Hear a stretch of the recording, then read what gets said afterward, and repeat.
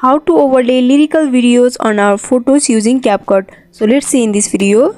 So before getting started, make sure to save this type of lyrical overlaying video in your gallery. After that, open your CapCut and tap on new project. After that, select the photo that you want to overlay the lyrics on. Increase the length of the photo according to the length of the video. After that, tap on the overlay option and tap on add overlay and select the video. So here you can adjust the video according to your choice. After that, in the lower button you can see the blend option. Tap on that and select the filter option.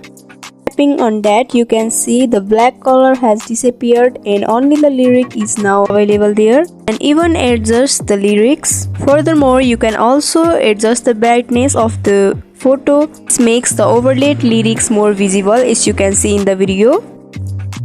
So here, after that, you can see the final video, and after that you can export the video to your gallery.